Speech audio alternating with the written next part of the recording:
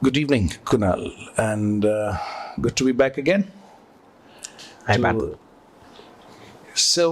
I remember we had left off with the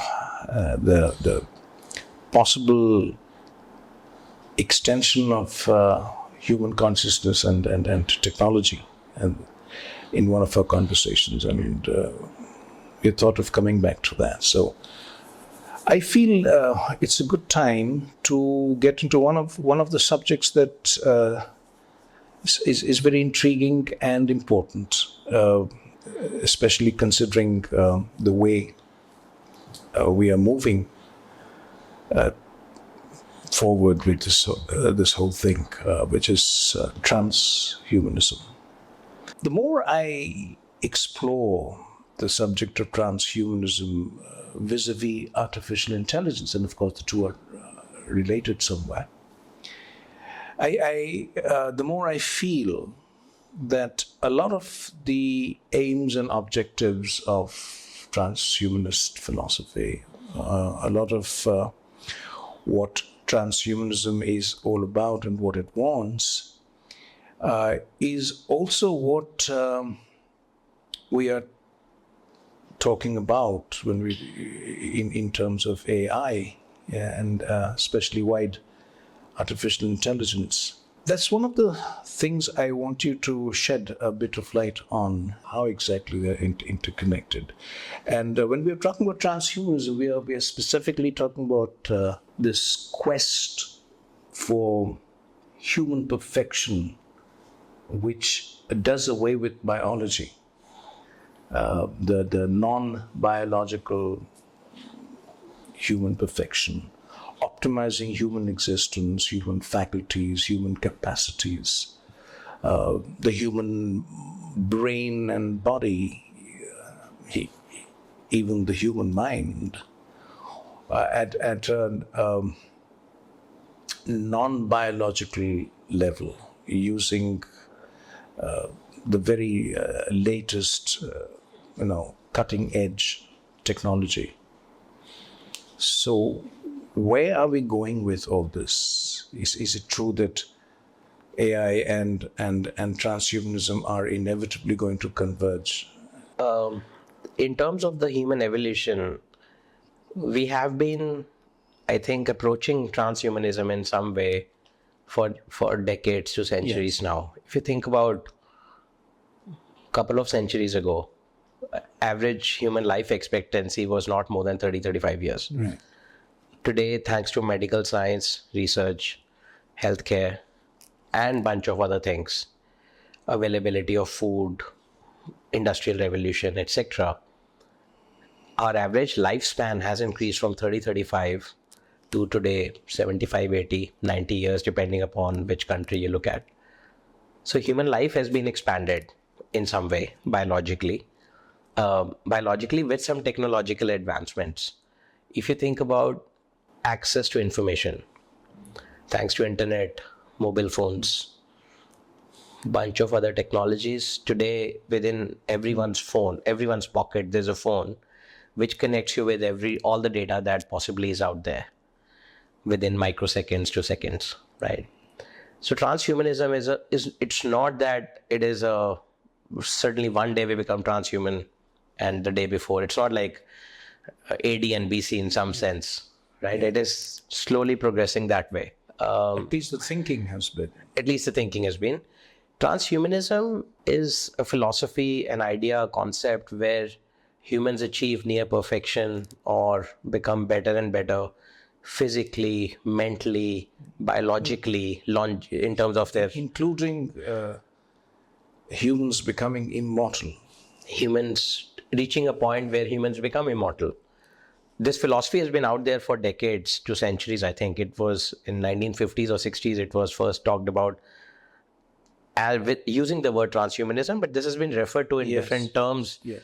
Even in the Divine Comedy, this is referred to with different words centuries ago. Let's talk about some of the technologies that have been advancing over the last few years to decades, which are now leading to this convergence of humans adopting them and them helping humans achieve potentially transhumanism or the early steps or the early phases of transhumanism. Some of the key technologies other than AI, genetic engineering, gene editing, where if you can read the genetic structure of every human being and evolve it to make you disease free, to make you not prone to certain things, to make you more, give you a better, healthier, more athletic body, or whatever you desire. With genetic modification and engineering existing today, that research getting deeper and deeper and more accessible, commercially also viable for at least the rich people for now. In time, it might get democratized and accessible to many others. So the gene editing helps you biologically evolve, get better, live longer, be disease free, etc. There are other technologies like bionic body parts that can help you achieve more speed, more strength, more athleticism, bunch of other things. Some other technologies are now, which are at this stage more sci-fi, which is where you can upload your mind on internet. On the cloud. On the cloud. Store your on some computer, some server, some computer, cloud, whatever. So you can upload your brain and replicate the ability of doing certain things, sort of like clone, create a backup. Let's say I have done 20 years of education, 20 years of experience, work experience, business experience, anything. Now, my brain is evolved analytically and otherwise to do certain things, right? If I could store, replicate my neural network of the brain, I can reproduce and do those tasks without necessarily doing them myself. So I could have, let's say I run a business. You come to me with a business problem and I solve it within seconds, or because of the experience, I might be able to. Imagine I have now a million such problems. And imagine I don't want to spend time on it. My mind doesn't, but my brain can. What if I can replicate my brain? Okay, so when you say replicate your brain, you're talking about replicating the biological structure of the brain and all its neurochemical processes, its electrical processes, right? So yes, which essentially leads to decision making, analytical thinking, problem solving. So wouldn't that entail, first of all, a very profound understanding of the way the brain works? Yes.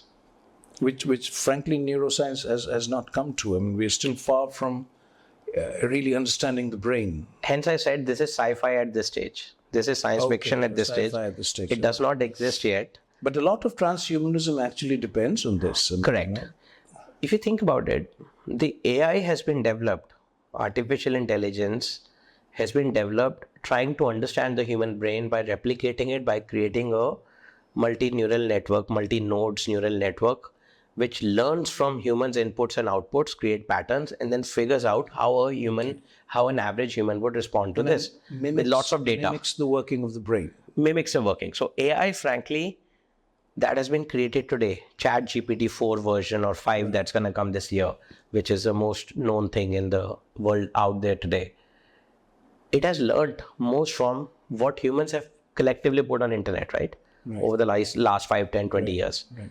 Plus, they have put some safety nets around it so it doesn't respond to wrong things, or there's some ethics code, risk controls that have been put around it. But essentially, it has learned everything from what humans have put out there, which has come from their mind, brain, thinking, analytical, knowledge, information, experience, problem solving, etc. Right? Now, that has been replicated for the internet. From the internet, where billions of humans have been interacting, communicating, looking at data, providing data, processing data, etc.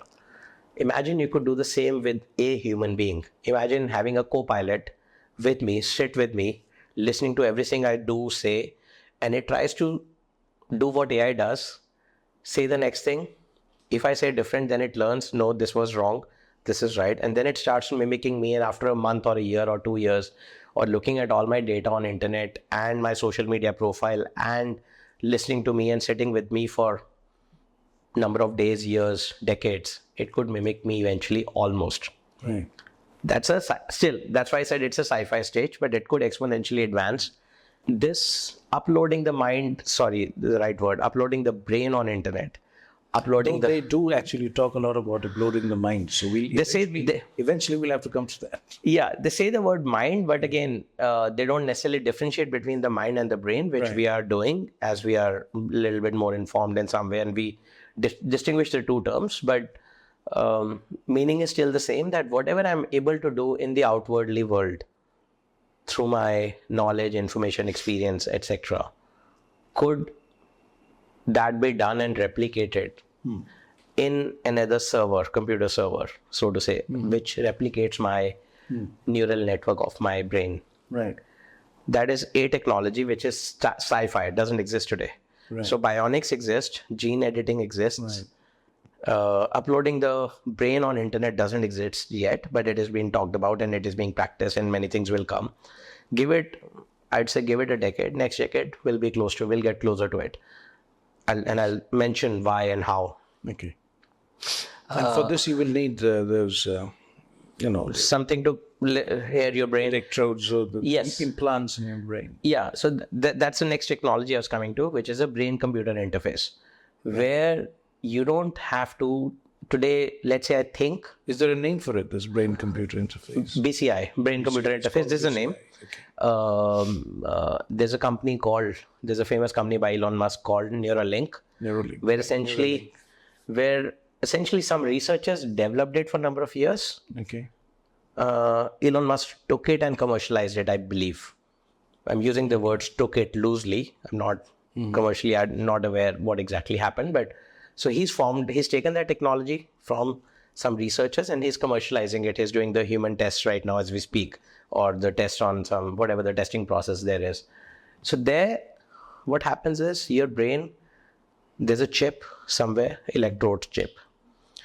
It connects directly to the interface, to the internet. Most importantly, what it does is your thoughts can directly execute without, right now I have a thought. I want to order an Uber cab.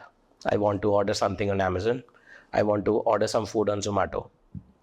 Right now, I will open my mobile app, look through the menus, click, select, and something will come. This is how the convenience of life has evolved. But imagine I don't have to pull out my phone. My phone, my hands, my signals, my actions, my gestures are all in my brain. In that chip.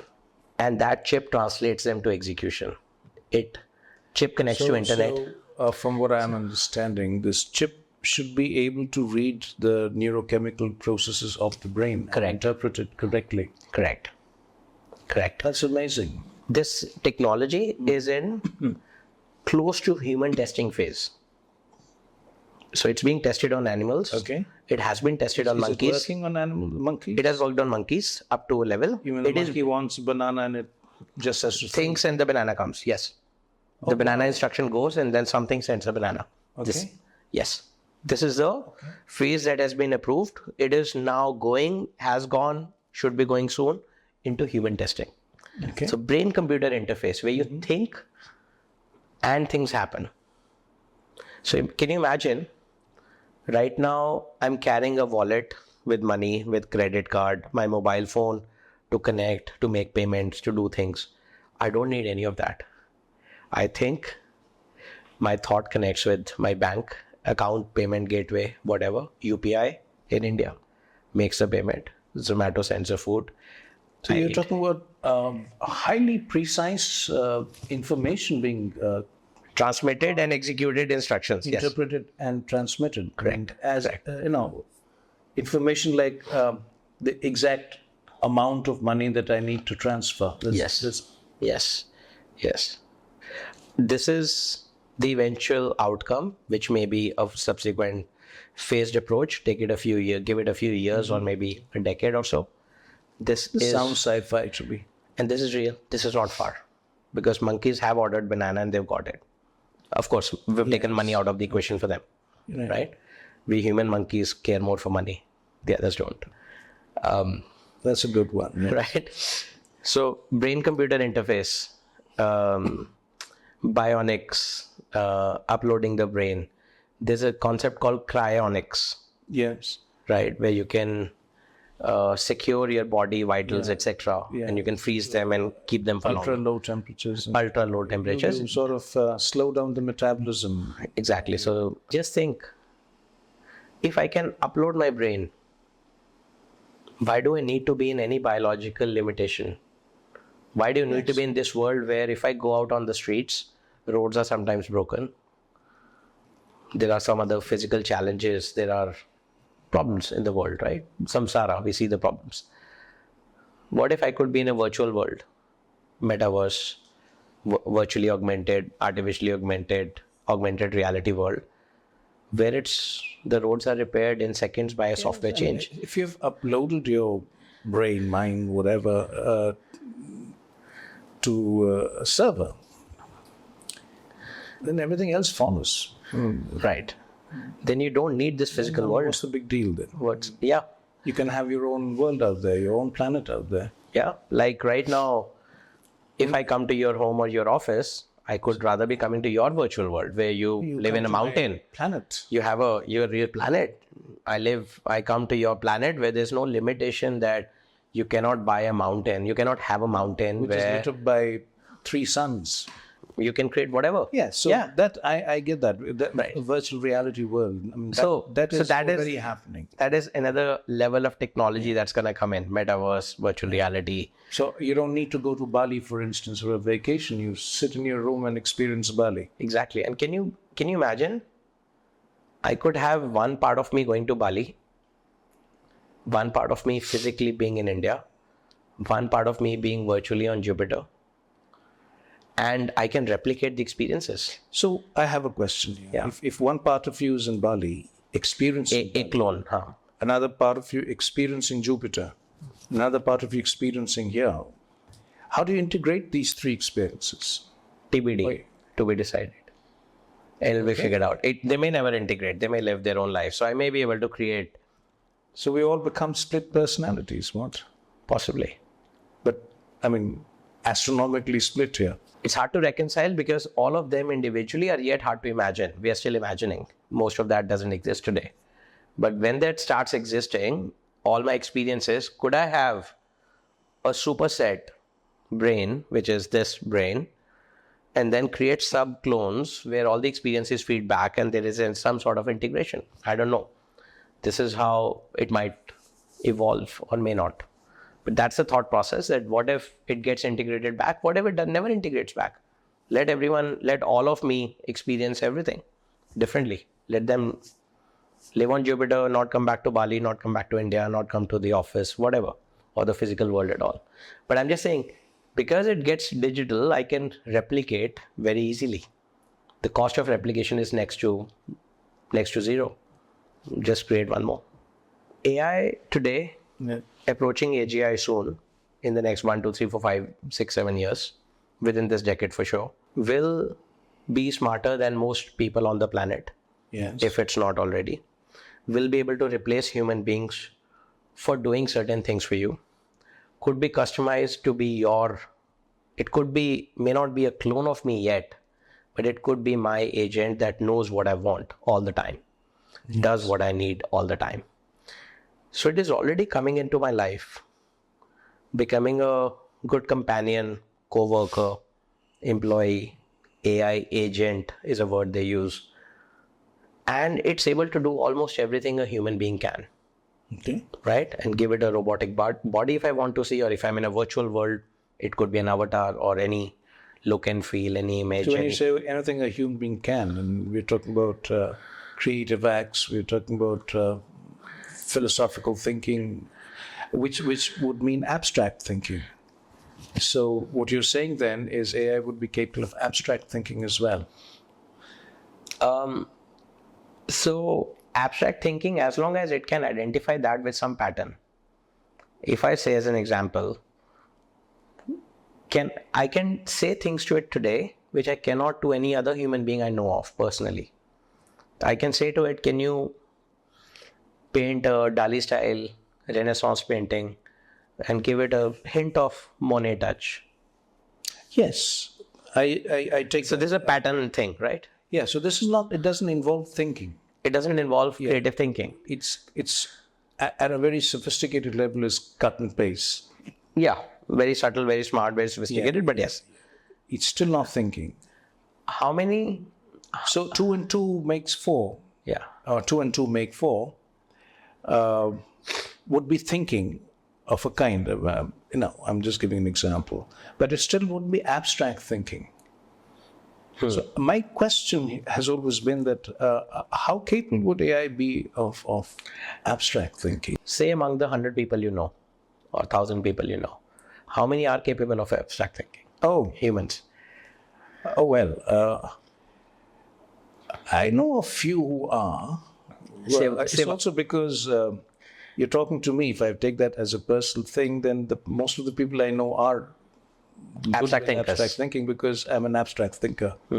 But I get your point. In the average human circles, how many human 1 in 100 will not you won't have more than 1 in 100. Yeah. I mean, most people do not think in the abstract. They're more comfortable with pragmatic, practical, utilitarian thinking. Yeah. So in that sense, AI agents, so to say, within this decade are able to replace 99% of human beings. More or less, yes. But more or less, give or take. I get your point. Give or take, right?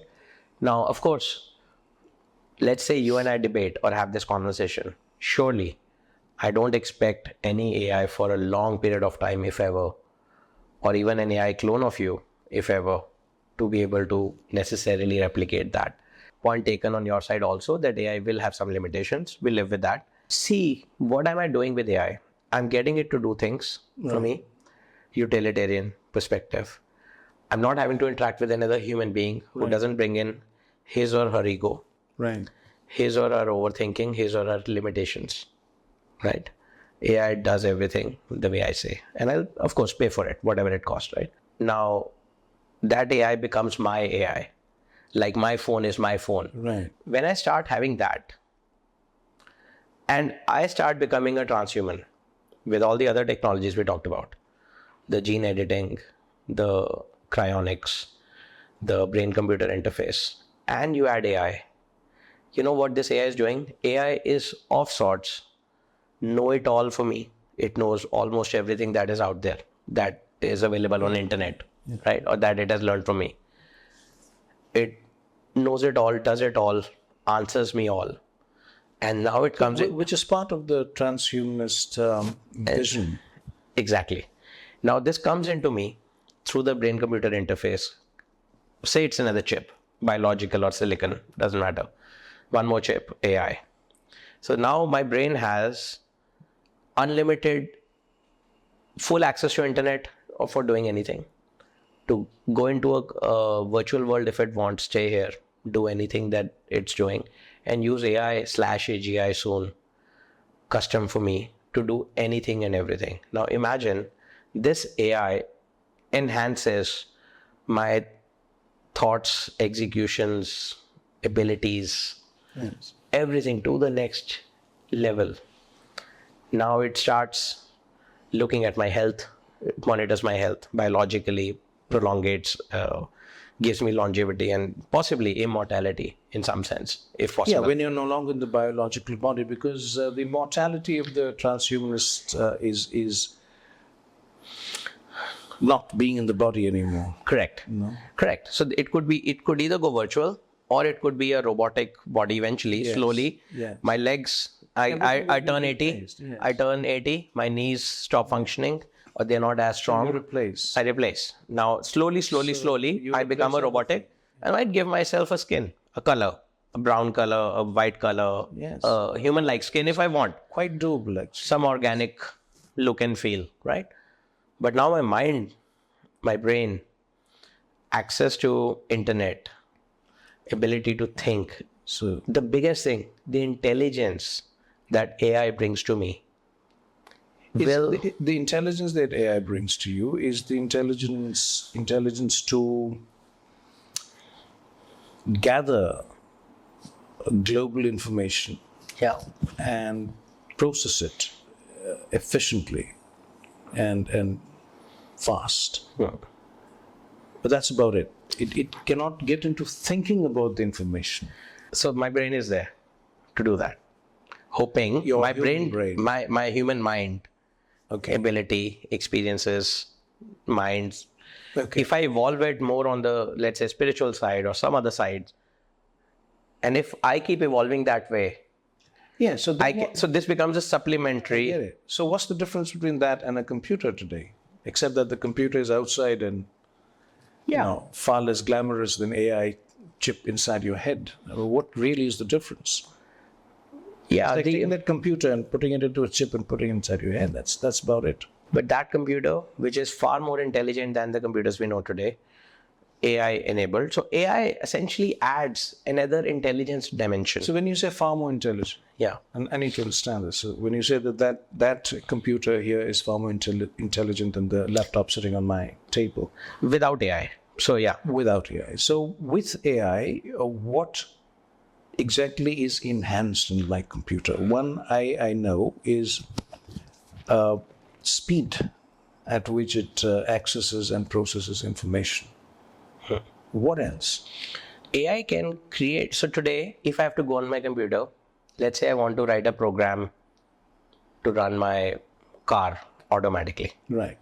Now I have to think about how a car runs, how the software would work, how the roads work, how the rules are of driving, etc., etc., etc. I have to think of a million things. And you have to give those inputs. I have to give all that. So you would have also probably got it from the internet.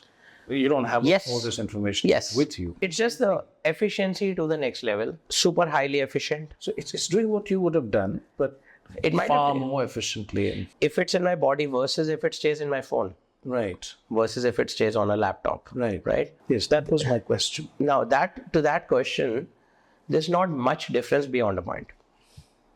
If you give my phone also the same AI, the same body access, vitals information, which it tracks today. It knows my heartbeat. does, yes, it knows my heartbeat, knows my glucose levels, knows my blood And you levels. can wear all that on your wrist. You have the wearables. So it's one way or another, it's the same thing. Right. Now, whether it becomes a small chip, non-invasive, less wearable versus a phone, Which is then just a change of scale. that's it. But in that now, it's not just that I have to break down all the tasks and then give specific tasks to different people. I give all the tasks, everything ever to be done in my life to one AI agent, which has learned everything from internet and has been customized to my needs, which in time they will become. So, which means that you're also saying that there's no scope of further change, no variation beyond that point, because you've taken everything and given it. Transhumanism is when humans, in some way, it is a post-singularity world where humans merge with machines. Yes. Humans almost become one with the machines, right? Yeah. Or the difference between machine and human Blurs away, right? or ceases to exist. Ceases. The difference between the AI, the machine, and the human is almost zero. The sort of singularity has happened.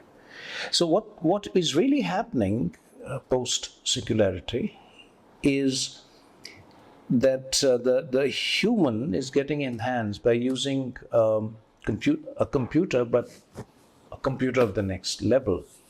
So the human is becoming more like the computer, but the computer is not becoming more like the human. So that's an orientation that very few people thinking of AI have. And I feel that's an important point. So the machine is not becoming human. The human is becoming a machine. That's how the convergence is happening. Would you agree with me? Part of me wants to say yes. Right. Part of me feels that it's too early to conclude or make the statement that the machine or the AI is not trying to become human. It is possible. Now, what does it mean to be human? So take the biological part out. Yeah. Essentially, all we are saying is, taking the comment you made earlier, AI is becoming the brain, but is AI trying to become the mind? Is AI becoming conscious on its own and trying to think things rather than follow what has been thought by human towards execution? So it being artificial intelligence being, let's say, a computer at another scale. We are right about that. It's a computer at another scale.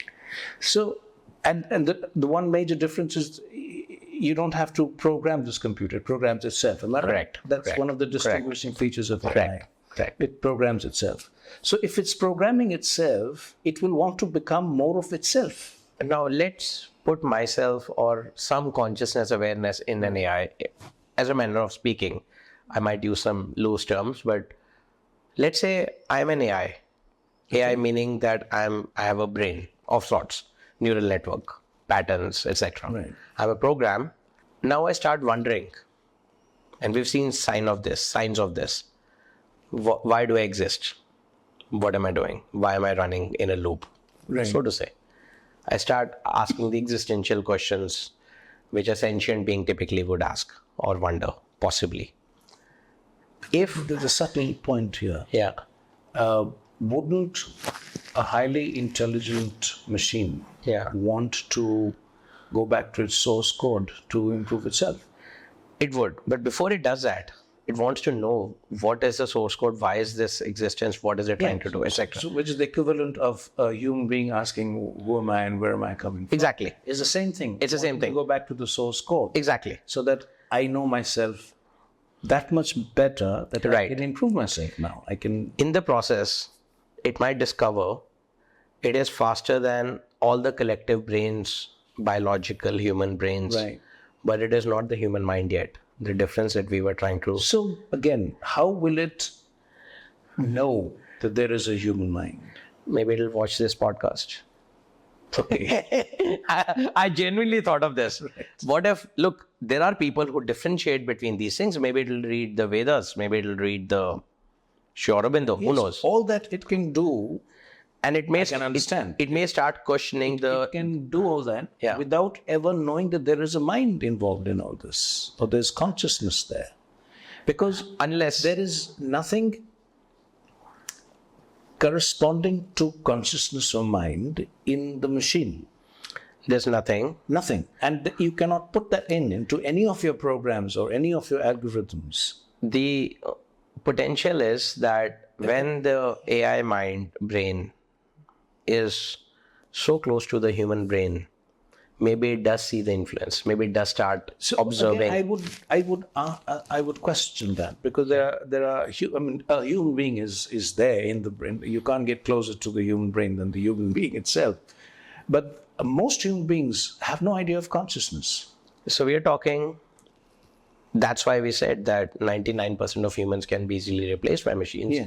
Will likely be replaced by machines, and they may not have any reason to exist in the future. They might end up just gaming away or social networking away in some virtual world of Facebook or metaverse, right? They'll probably deserve that.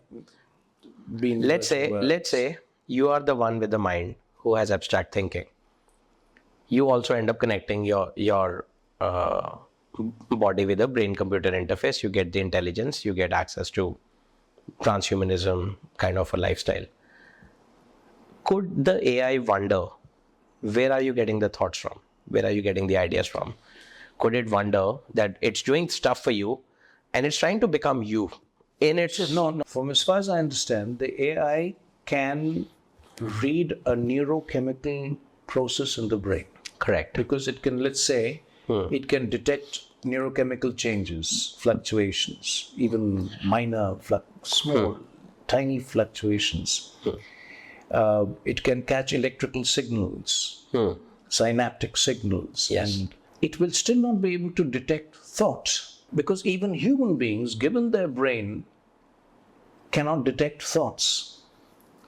You need to be a yogi to do that. And you know, and I know how difficult it is for most human beings to pull themselves out of their human containers and go to that point where they can detect thoughts. Very difficult to detect thoughts. Yes. So an AI, given its initial conditions, which would restrict it necessarily to the biological, it has no way of detecting thought, because a thing like thought does not exist in its any physical algorithmic consciousness. And I know that's not the right phrase, but you know what I mean. So how will it detect thought? And if it cannot detect thought, it will not know what abstract thinking is. And if it does not know what abstract thinking is, it will never have an idea of consciousness or transcendental consciousness, because all this is entirely beyond anything mechanical or biological, including the human, biological, mechanical human. So I just have two thoughts here. One, if a yogi chooses to connect with a brain-computer interface. Could there be some influence on that version of AI somehow evolving? Yeah, of course, the obvious thing would be, why would a yogi choose to do that? But suppose a yogi chooses to do that. I still don't think the AI would be able to detect. AI will be able to detect what's going on in the yogi's mind, because it cannot access the mind. It can access only the brain. And the yogi is living outside the brain. You've clearly identified the flaws there. One, yogi would not do it, should not do it, will most likely not do it. And even if they do, the AI will not be able to. Let's say, Yeah. the yogi does it. Even if a yogi does it, AI will still not be able to. Yes. So I think So there was an experiment done. One of the monks, yes, the Dalai Lama is Yes. the Dalai Lama, and they had the monk ECG scan, with the- ECG and electrodes and all that, and yeah. all kinds of things they did. Like there was somebody shot a gun, there was a gunfire, and the monk knew there was a gunfire. Yet his brain that was being read on the Activity was ECG flat. I mean, Yeah. like the brain is sleeping. It was in theta waves actually. Yeah. Yes. But this monk knew exactly what was happening. He could recount everything. So it means something was happening outside the brain, which was not registering on the neurochemical, synaptic, electrical circuitry of the brain. We're on the same page. I agree with this. The only other thought I would like to bring in is Sri Aurobindo and Mother's statement that every piece of matter can become conscious. It has the potential. It has the potential, yes. Now, how would it be realized? Logically, we can't extrapolate and yet figure out. At least I can't. We can't. Yes, but if we follow the line of evolution, we see that matter is definitely becoming conscious, but it is becoming first living matter. It's only living matter that's conscious. Non-living matter is not conscious, though it has the potential for consciousness. So I would think that what Sri Aurobindo and Mother would have meant is that matter finally will be transformed. Matter in this universe, it's because it's all one matter, will be transformed and will perhaps become conscious by becoming fused with life itself. This is somewhere we cannot leave the life of the matter. Has to become living matter, then conscious matter, and then self-conscious matter. As you and I are living examples of that. And one last thing I think maybe we can choose to cover, and maybe I want to bring you in now, the ethical challenges, the moral challenges of transhumanism. A lot of humans are uncomfortable by the fact that they merge with machines, they become like machines, they live forever. That's because that changes the way society has evolved over a few centuries to millennia. And, and as usual, even in today's world, 1% rich people will have all the homes, cars, food, information, opportunities, everything. But the other 99% people will struggle. In this technological revolution also, few rich people can possibly, best case scenario, achieve transhumanism, live for long, but there would be a society which will be neglected and left behind. So there are a bunch of challenges. Which challenges do you see? That is the main apprehension most people have of, and apprehension and reservation of transhumanism, that it will be used only by the very rich minority, the very small, very rich minority. And they will use this power almost for sure, if we go by present day trends, to dominate the rest of humanity. They will be the super rulers, the super elite of the human race. That is a logical apprehension, I would say, because that can very easily happen. And at a lower scale, that thing is happening anyway. Exactly. I mean, the best technology is being used by this very small minority of the richest to dominate the rest of the world, because they are setting the agenda for the rest of humanity. What is good for human beings? They are the ones who's deciding that. I don't know how it will happen, but if it gets more widely, equitably distributed, if more humans can use this marvel of technology, Then transhumanism, I don't feel is so abnormal a thing. I mean, why ever not? Because all human beings are driven by the quest for perfection as we know it. And some humans will attain this perfection in time through yoga, through spirituality.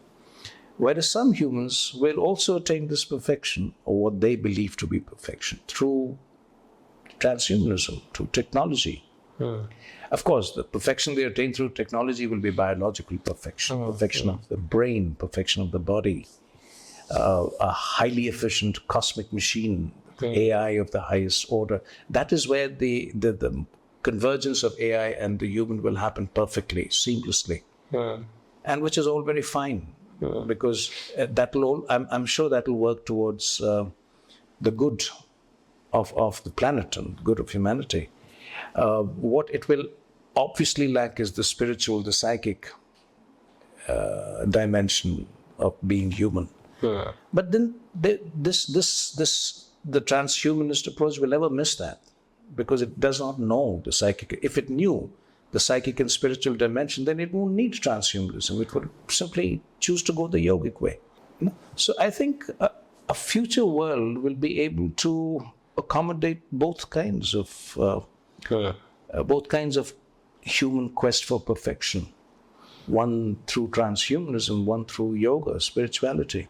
There are parts like a brain-computer interface, access to AI, access to a robot with AI. These are the kind of things which will be democratized and become accessible to everyone. Yes. The access to intelligence and expertise will become universal. Yes. And it's almost like mobile phones today. Out of 8 billion humans, 6 billion have mobile phones. Whether you have an Apple or a Samsung or an Android or any phone. Right. Most people get access, will get access. Brain-computer interface will be accessible. OpenAI will be accessible. Robots will be accessible, because that's how the rich also become richer. The capitalism will drive that to some levels, right? So that will happen. But same time, then there is a part of transhumanism, which is, let's say, living in a virtual world. Now there you may have people like Facebooks who will build the walled gardens, which will be like, okay, come here, live here, spend here, work time here, work here, get the dopamine release here, play here, do everything here. Which may not be desirable for many, just like social media today, right? Which most humans may not understand unless they're conscious that it's wrong. Right. It is like nectar in the beginning, poison at the end, right? So there are that parts of transhumanism which will be challenging and not great.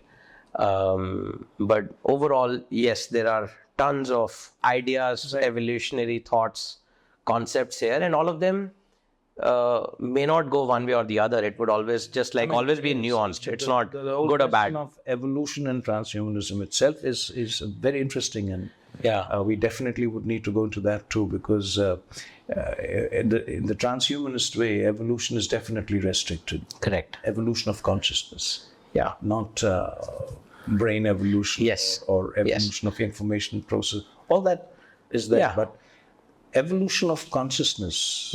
Which is the final aim all human beings would have, because this quest for perfection is actually quest for evolution of consciousness. Now that will not happen to the transhuman. Just like any technology ever developed, it has led humans to losing their own faculties. Yes. Remember, when writing was developed, people were not happy that if you write, you'll not remember. You will not remember, yes. If you don't remember, you'll not reuse, because you'll write it and forget it. Right? So starting from that pen and paper or pencil and paper to today's world where I don't know the way to your house because I use Google Maps now. Right? So slowly, transhumanism means that you will not be using your faculties or developing them. Yes. You'll be getting away from them. And forget about the ultimate aim that we may not even know. Like most people are living in ignorance and dying in ignorance and going in the circles. Most people will not even get to that point where they are even aware that they are missing it, and that is the true purpose, right? So, so those are the net transhumanism is not necessarily great, but it is inevitable to an extent. how it goes, where it goes, and who chooses which path is And the we need nuance. to see transhumanism alongside, the evolution of consciousness, the spiritual yogic. So Yes. that will give us a more balanced perspective. Yeah. So thank you very much, Kunal, for this very interesting conversation, and we shall be meeting again very soon. Thank you, Partho. Thank you.